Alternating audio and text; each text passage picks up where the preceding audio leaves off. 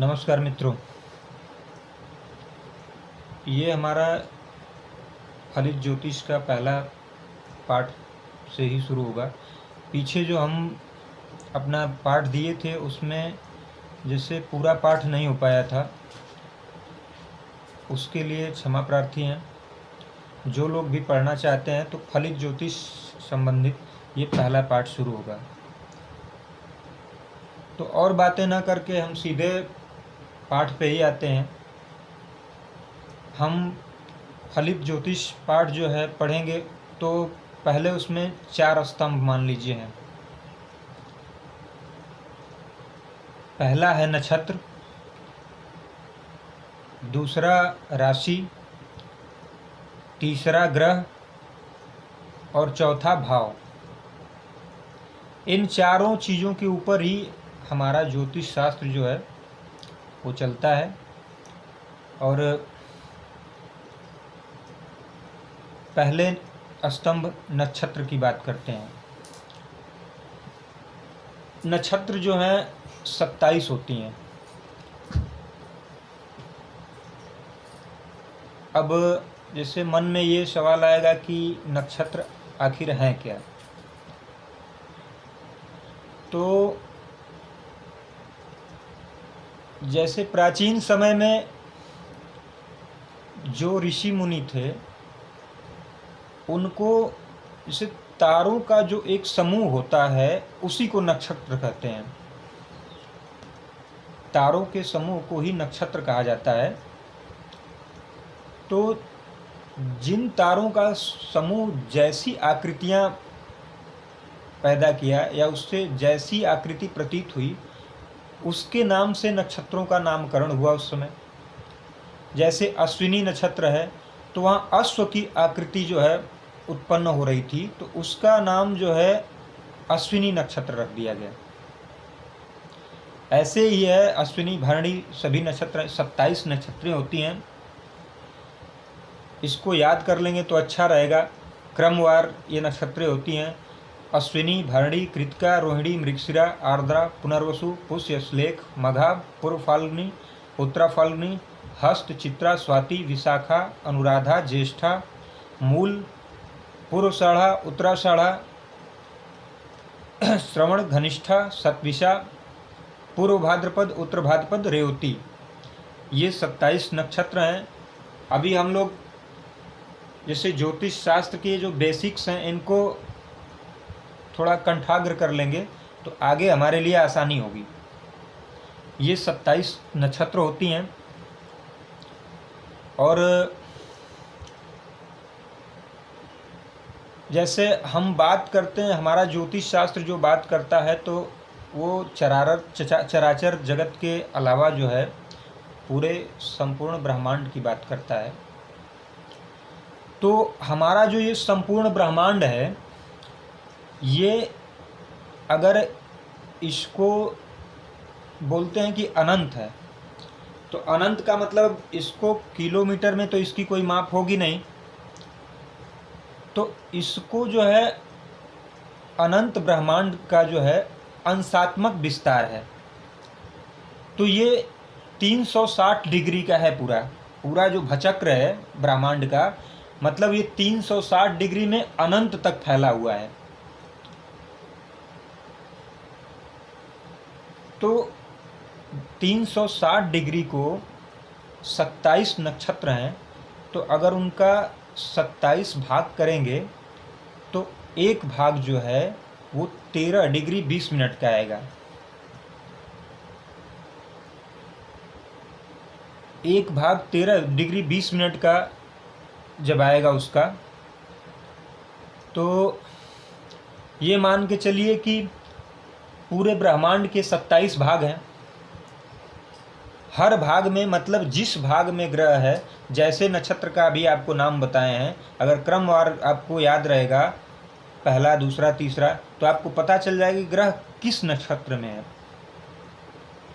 अच्छा, इसमें एक चीज़ और बता रहे हैं कि जैसे हमारे विद्वानों का मत है कि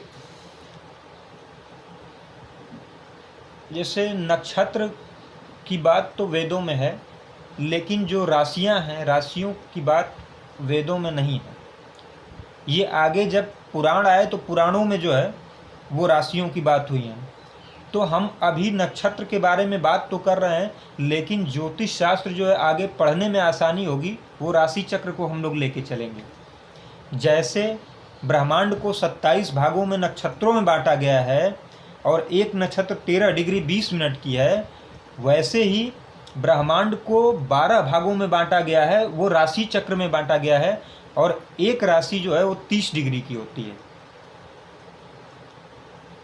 और एक राशि के अंदर 2.25 नक्षत्र गत होती हैं।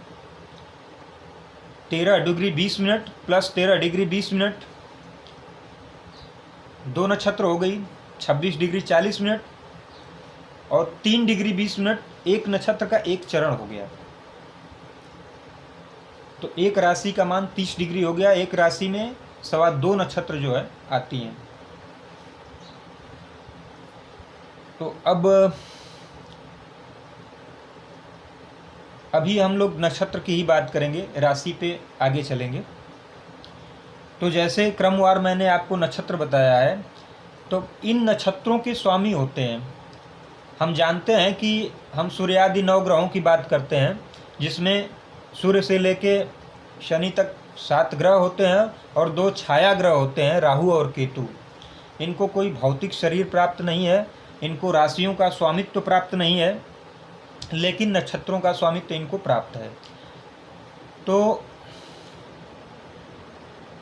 ये जो 9 ग्रह हैं, तीनों 9 ग्रहों को, एक ग्रह को 3 राशियों का स्वामित्व प्राप्त है। हर ग्रह के पास 3 राशियों का स्वामित्व है। जैसे मान लीजिए जो पहली राशि है अश्विनी, इसका स्वामी जो है केतु है। दूसरी राशि है भरणी,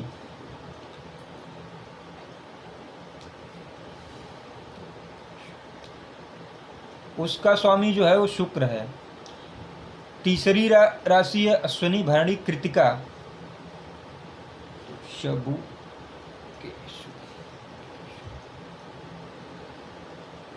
कृतिका के स्वामी जो है वो सूर्य हैं। अश्विनी भरणी कृतिका रोहिणी, रोहिणी के स्वामी चंद्रमा हैं।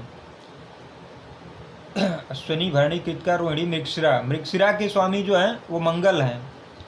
इस तरह से क्रमवार जो है स्वामी सभी नक्षत्रों के हैं। तो जैसे मान लीजिए ब्रह्मांड को 3 भाग में अगर हम बांटते हैं, तो एक भाग जो होता है वो 120 डिग्री का होता है। तो वैसे ही नक्षत्रों को अगर रख लेंगे तो एक भाग में 9 नक्षत्र आएंगी। अश्विनी भरणी कृतिका रोहिणी मृगशिरा आर्द्रा पुनर्वसु पुष्य अश्लेख, ये 9 नक्षत्र हैं। सबके जो हैं स्वामी जो है नंबर वाइज वैसे ही पड़े हैं। जैसे पहले के मान लीजिए केतु हैं, दूसरे के शुक्र हैं, तीसरे के सूर्य हैं, चौथे के चंद्रमा हैं, 5वें के राहु हैं, 6ठे के गुरु हैं, 7वें के शनि हैं, और 8वें के शनि हैं, 9वें के बुध हैं। तो ये जैसे 120 डिग्री में जो है ये कंटिन्यू ऐसे आएंगे लोग अश्लेखा तक। फिर उसके बाद जो 120 डिग्री होगा, मघा, पूर्व फाल्गुनी, उत्तर फाल्गुनी, हस्त, चित्रा, स्वाति, विशाखा, अनुराधा, ज्येष्ठा तक भी उसी क्रम से आएंगे लोग स्वामी। फिर उसके बाद जो 120 डिग्री उसका तीसरा चरण रहेगा, तो उसमें मूल है, मूल के बाद पूर्वाषाढ़ा, उत्तराषाढ़ा, अभिजीत का इसमें गणना नहीं होगा, वो 28वां नक्षत्र होता है, उसका मुहूर्त में गणना होता है। तो मूल, पूर्वाषाढ़ा, उत्तराषाढ़ा, श्रवण, घनिष्ठा, शतभिषा, पूर्व भाद्रपद, उत्तर भाद्रपद, रेवती। तो इनके स्वामी भी वैसे ही आएंगे। पहले के स्वामी केतु रहेंगे, दूसरे के स्वामी शुक्र रहेंगे, तीसरे के स्वामी सूर्य रहेंगे, चौथे के स्वामी चंद्रमा रहेंगे, 5वें के स्वामी मंगल रहेंगे, 6ठे के स्वामी राहु रहेंगे, सातवें के स्वामी गुरु रहेंगे, सातवें के स्वामी गुरु रहेंगे, आठवें के स्वामी शनि रहेंगे और नौवें के स्वामी बुध रहेंगे।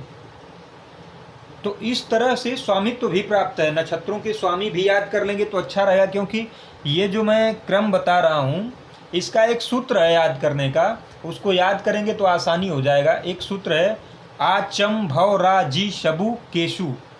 आ का मतलब हो गया आदित्य, सूर्य हो गया।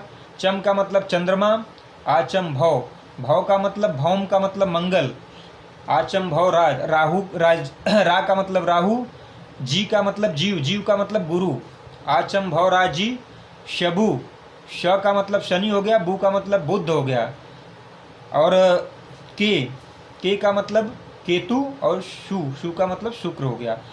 तो ये ऐसे ही दशा और अंतरदशा में ये क्रम बना रहता है।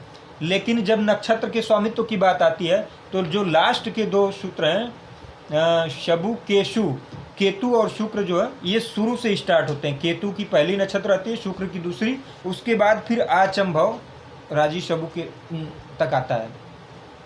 तो ऐसे आप याद करेंगे तो बहुत आराम से याद भी कर लेंगे। नक्षत्र के स्वामियों का नाम मालूम हो जाएगा आपको।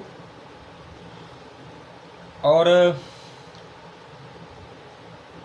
हर नक्षत्र की अपनी प्रकृति होती है। ये तो लंबा है, थोड़ा सा पाठ बहुत लंबा हो जाएगा, इसको आगे चल के अगले पाठ में हो सकता है पढ़ें। तो हम लोग अगर इतना याद कर लेते हैं पहले ये सब जो है ज्योतिष शास्त्र के बेसिक्स हैं। अगर हमारे बेसिक्स मजबूत रहेंगे तो हमको समझने में आसानी होगी। बाकी अगर आप लोगों को हमारा पाठ अच्छा लगे तो आप लाइक भी कर सकते हैं, शेयर भी कर सकते हैं, सब्सक्राइब भी कर सकते हैं। जिन लोगों को ज्योतिष शास्त्र पढ़ने में इंटरेस्ट है, जिनकी इच्छा है, वो पढ़ें। हम इतने आसानी से समझाएंगे, एकदम समझ में आ जाएगा, कोई दिक्कत नहीं होगी। और आसानी से आप ज्योतिष समझ सकते हैं। बाकी आपको पाठ अच्छा लगा हो तो आप शेयर करिए, सब्सक्राइब करिए, लाइक करिए। हर हर महादेव।